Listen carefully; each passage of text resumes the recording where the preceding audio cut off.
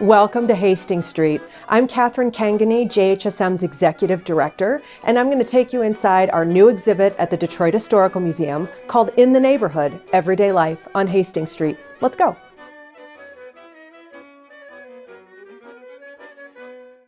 In the Neighborhood was supported by 350 individuals and 23 organizations. 100 people worked on it. It was 2 years in the making. So the Hastings Street neighborhood is where most of Detroit's Jewish community lived up through the 1920s. This neighborhood no longer exists today. It's where I-375 is. Take a look at this drone footage that's flying north over the highway from Jefferson Avenue all the way up to Mack. It's been superimposed with images from places long gone in this neighborhood. This map shows how the city of Detroit looked in 1897. We're standing up here at Woodward and Kirby. The neighborhood we'll be talking about today is to the southeast. Note the blue line that goes north and south, that's Hastings Street. It was almost 2 miles long in its heyday. You might know this neighborhood now as Black Bottom and Paradise Valley, two black enclaves where 100,000 or more black Detroiters lived in this period. But in the 19th century, it was known as Hastings Street, and it's where the Jewish community lived.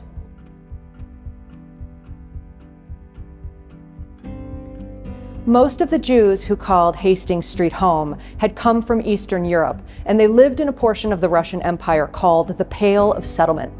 The Pale constituted 400,000 desolate square miles on the western side of the empire, and the expression beyond the Pale comes from this region. In 1882, the Jewish people who lived in the Pale had a series of laws codified about their experience. No longer were they allowed to own property, no higher education. They were restricted from most professions and trading on Sundays and Christian holidays. Life in the Pale was incredibly bleak, and it was made worse by periods of violence sanctioned by the Russian government. Those periods of violence are called pogroms. These two photos are of two very famous pogroms, Kishinev in what's now Moldova in 1903 and Białystok, Poland in 1906. This top photo features a 4-year-old who was beaten by imperial forces, and the nurse that you see on the left side, Hannah Weiss, smuggled this photograph out of Poland to New York, where it was published in the Forward magazine to alert Jewish people in the United States and beyond what was going on in Eastern Europe. In response to pogroms, of the Pale's 5 million Jews, 2.25 million left. Of that 2.5 million, 1.8 million came to the United States. So this chart on the top shows the diaspora of Jewish people leaving the Pale from 1880 to about 1924, and this is overwhelmingly an American immigration story. Eastern European Jews called the United States Die Goldene Medina, the Golden Land, because of its promise for a new life. And certainly compared to what they had experienced in the Pale of Settlement, that was true. But they were coming to the United States at a time of high anti-Semitism, high racism, and high xenophobia, which is fear of foreigners. So it was an incredibly difficult existence for them in the US. I love this image of the SS Patricia, a transatlantic ocean liner taken in 1906, showing the sea of humanity coming into New York City's Ellis Island. In response to the 1.8 million Jewish people who came to the United States between 1881 and the 1920s, the United States government cracked down on Jewish immigration, effectively ending it for 60 years, beginning in 1924. This installation shows what a typical Jewish immigrant family would have brought from the Pale of Settlement. These were working-class people with very few resources. Each family would have brought one trunk, possibly two, and they would have prioritized the things that they needed for daily life, including cooking and dining utensils and Judaica. This trunk is on loan from the Zeckelman Holocaust Center, and we've surrounded it with objects from the Jewish community. In fact, 90% of the objects you'll see today come from today's Metro Detroit Jewish community.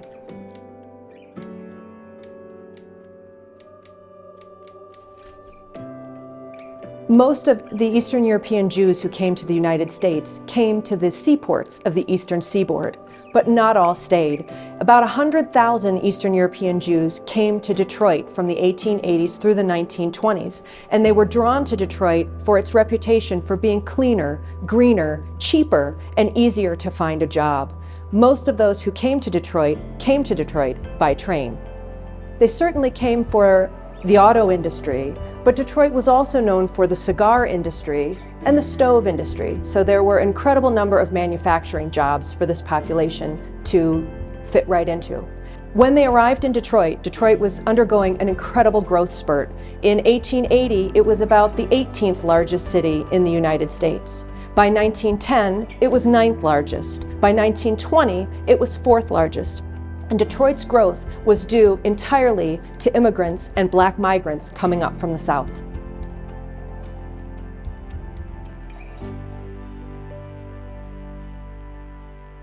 In 1920, Detroit had the largest percentage in the United States of non-English speakers, which is an incredible 12%. Most of the Jews who came to Detroit in this period settled in the Hastings Street neighborhood because, as Yiddish speakers, they wanted to be around other people who spoke Yiddish, as well as their secondary languages, Russian and Polish. All of the goods and services that they needed to be practicing observant Jews could also be found in Hastings Street. Most of the photographs in the neighborhood have never been seen before, including this one of the Schatzman and Handler kosher deli, and this one of a milk delivery wagon on Hastings Street. Let me introduce you to Benjamin and Molly Glicksman. They had been born in New York, but their parents were born in the Pale, and they settled in the Hastings Street neighborhood in the late 19-teens. Here they are in 1917 wearing patriotic costumes for a parade marking the end of World War I. Note that Benjamin is dressed as an American sailor and his sister as a Red Cross nurse. So very quickly after arrival in Detroit, Eastern European immigrant families were Americanizing. Unlike the tenements of the Lower East Side in New York City, in Detroit, most Jewish immigrants lived in 1 or 2 family homes. Those homes had been built in the mid-19th century without indoor plumbing and running water, and very few conveniences. And yet, compared to what they had experienced in the Pale, this was a better life for them. This map gives you an idea of the architecture of some of the streets in the neighborhood. The most important social service organizations to help new immigrants get settled in Detroit were Landsmannschaften. Landsmannschaften were mutual aid societies formed by people from the same hometown in the Pale. A Landsmannschaft might help immigrants with housing, a job, getting kids in school, and enough resources to be settled. In Detroit, there were 100 Landsmannschaften, which sounds like a lot, but in New York City in this period, there were 2,500. Of those 100 in Detroit, only 3 still exist today. This display case features 3 wedding dresses from the Jewish community. The one in the center on the mannequin is from the 19-teens and was worn by an Orthodox woman.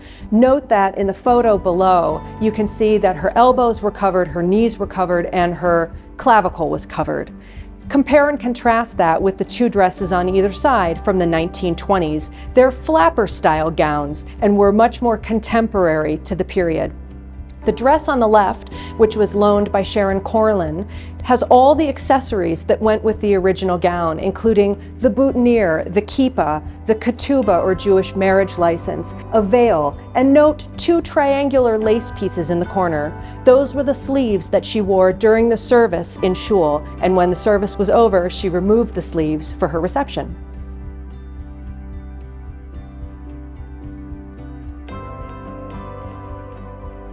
Most of Detroit's Jewish community kept kosher in this period. That means following the dietary laws laid out in the Torah, including not mixing meat and milk in the same meal. Kosher butcher shops like these played an important role in allowing the community to maintain those cultural and religious practices. At its height, Detroit had 30 kosher butcher shops, which sounds like a lot, but compared to New York City, which had several thousand, it was quite small. Did you know Detroit had a kosher meat riot?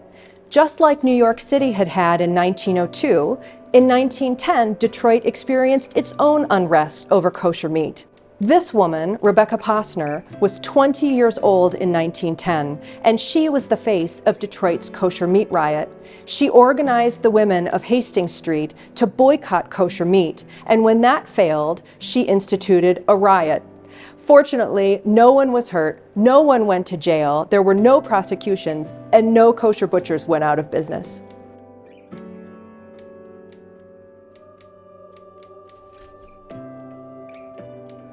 The Jewish community living on Hastings Street was an incredibly enterprising group of people. Most had come with nothing and began to build up businesses once in Detroit.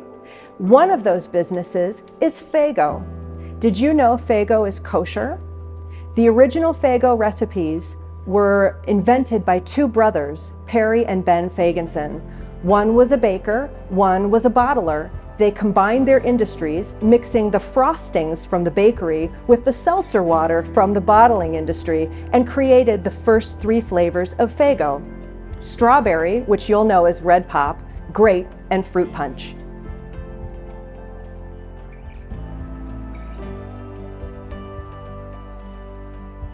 This room represents the interior of a typical Hastings Street home. Each family would have had one, possibly two rooms, and those rooms would have carried out all of the functions over the course of the day, from cooking and eating to sleeping and hygiene. Remember that these homes did not have indoor plumbing and running water. So note in the photograph showing the exterior of the home, there's an outhouse. 90% of the objects in this apartment are from today's Metro Detroit Jewish community, and they all have stories, but I'd like to tell you just one. This samovar was loaned to us by Stanley Goldberg. The samovar was used to boil water for tea. The samovar itself was made in Russia. His family lived in Poland.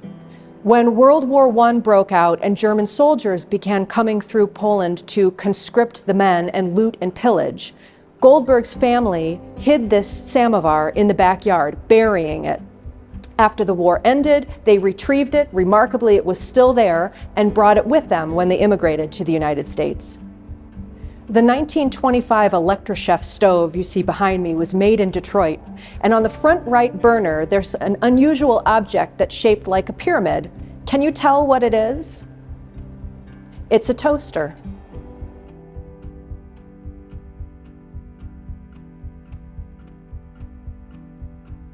This understated wall behind me asks one of the most important questions in the neighborhood, and that is how to be Jewish and American at the same time. The Jews that lived on Hastings Street came up with a spectrum of answers to that question, from remaining Orthodox to completely secularizing to landing somewhere in between. It's a question that the Jewish community today still grapples with.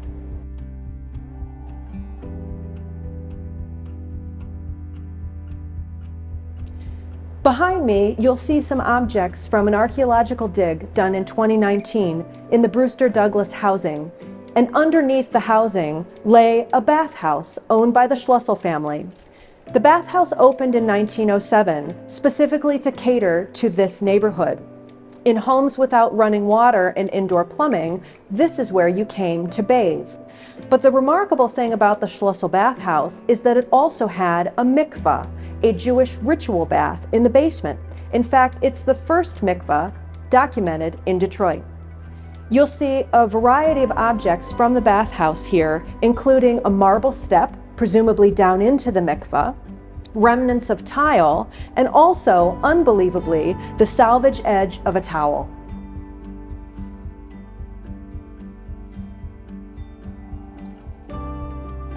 Because the Hastings Street neighborhood no longer exists, we turn to virtual reality to create a simulation of the Hastings Street neighborhood. It's gotten the Greenfield Village treatment. This is not how Hastings Street actually looked, but all of the individual buildings were real, and we worked with an animator to turn them into this. Here's B'nai Israel, Detroit's fifth congregation, founded in 1871.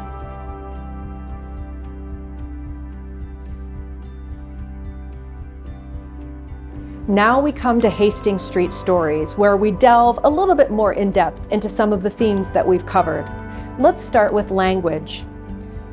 There are many ways in which living in the United States impacted the Jewish community, but how about ways that the Jewish community impacted the United States? One is through Yiddish. Take a look at this list of Yiddish words. How many do you use? Did you know glitch is Yiddish? World War I was the Americanizing experience for this population. Imagine immigrating to the United States, being called up to duty, and then serving in your former homelands. It was an incredibly difficult experience for a lot of Jewish people. There also was no kosher food in the US military. And yet, although Jewish people represented just 3% of the United States population in 1917, they constituted 5% of the US military. And that rate is true in every war in US history, from the Civil War through World War II and beyond. This branch of the Detroit Public Library was named for Bernard Ginsberg, and it was housed in the Hastings Street neighborhood. 90% of its patrons were Russian Jews. The library served not only as a place for checking out books, but also offering citizenship classes, programs, and events. It was a real community experience. I love this image from 1917 showing a group of Orthodox children lining up on a Saturday morning during Shabbat for story hour. Again, that tension between Judaism and Americanization and how to balance it best. There were also arts and culture organizations supporting the community, like this one, the People's Theater.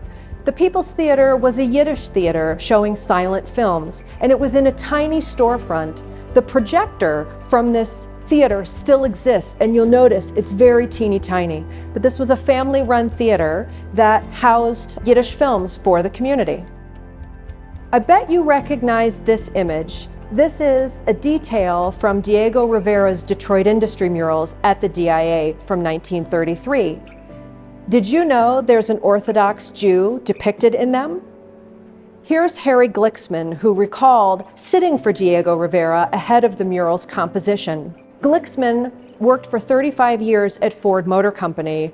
Unlike most Hastings Street Jews, Glicksman did not work on the line. He was a tool and die man. And it was an extremely difficult time to be a Jewish person working for Ford Motor Company. He would recall rising in the morning, wearing his kippah at first, switching it out, putting a cap on to go to work, and then after work concluded, switching back to his kippah.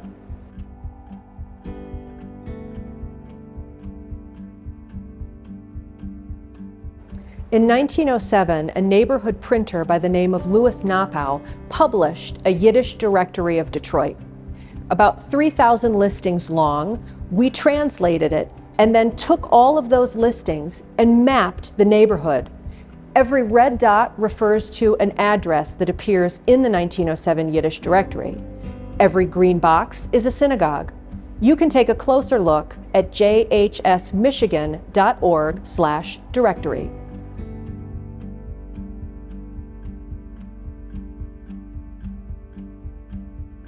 The Jewish community began to move out of the Hastings Street neighborhood as soon as it was possible to do so into better, larger housing.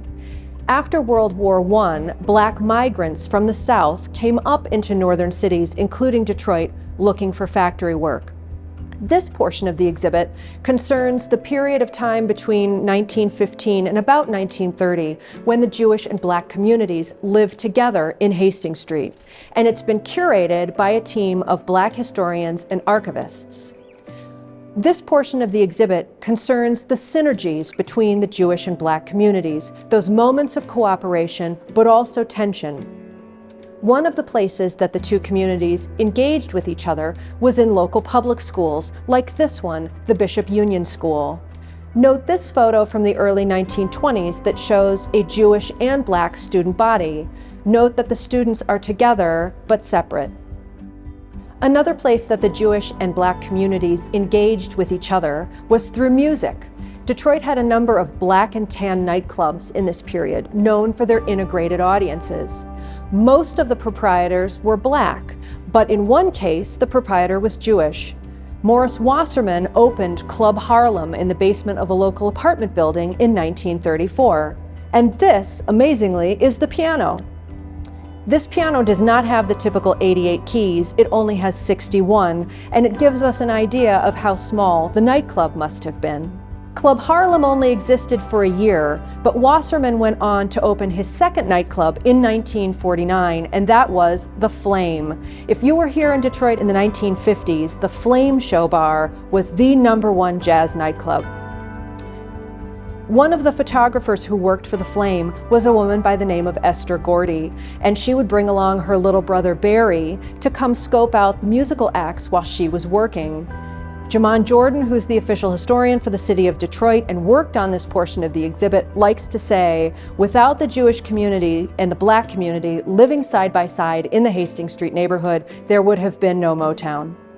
When the Hastings Street neighborhood became predominantly a Black neighborhood, it was known by two different names: Black Bottom, which refers to the portion south of Gratiot, and Paradise Valley, which refers to the portion north of Gratiot.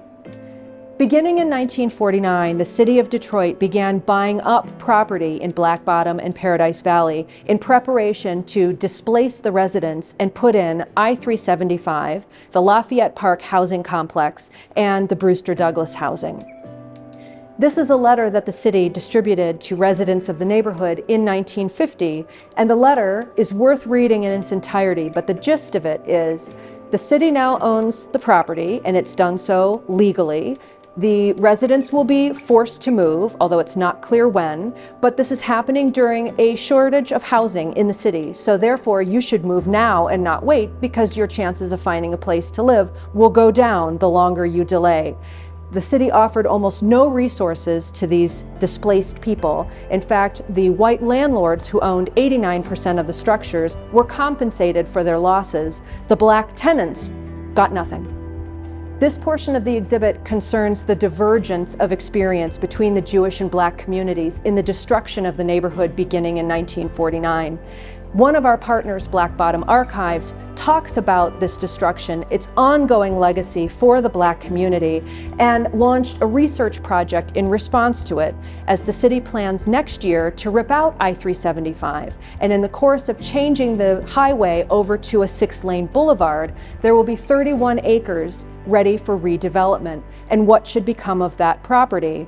So if you'd like to participate in Black Bottom Archives' research project, just go to blackbottomarchives.com.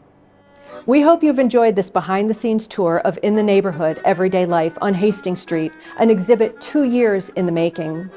What's next for Jewish Historical Society of Michigan? Well, we hope we're on to a museum of Jewish Michigan. And if you'd like to give us your thoughts on that project, drop us a line at museum@jhsmichigan.org.